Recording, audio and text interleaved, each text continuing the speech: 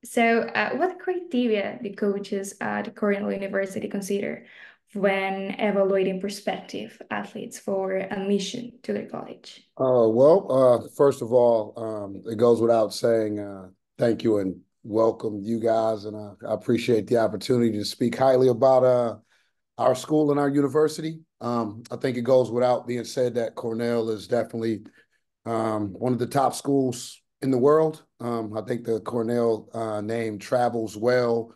We're a member of the Ivy League, of course, what we feel is the top academic conference in the country when it comes to the NCAA. Our rival schools outside of the Ivy League, schools that we feel we're competing with, are all well known. The Stanfords, the Dukes, the Georgetowns, the Notre Dames of the world. Um, First thing is first, student athletes, you got to be able to get in school. Our top thing that we're looking at Cornell for us on staff to really begin the process of identifying guys that can do the work for us. We're looking at kids with 3.5 grade point averages, 1,400 SAT scores, even though the last 4 years post-COVID, the test scores across the Ivy League haven't been looked at. We still do have players that are taking SATs. Those are the type of things that will get you in the door.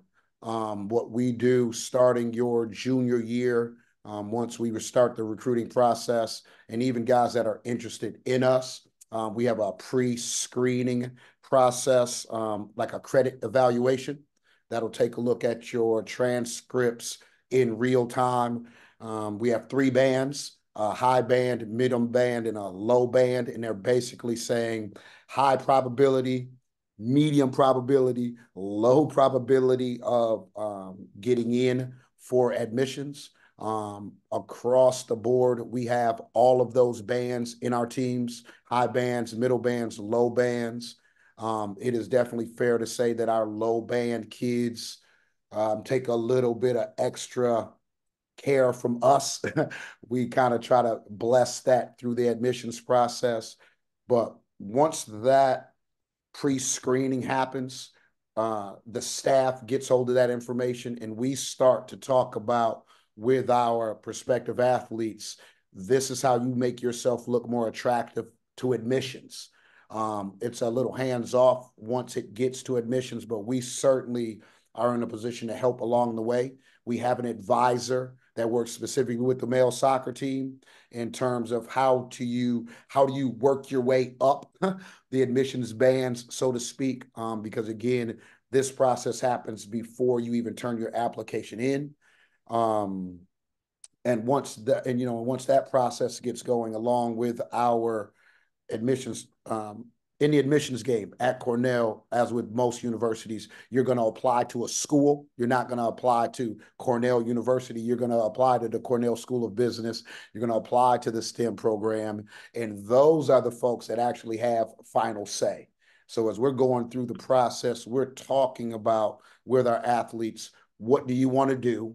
Is that something we offer?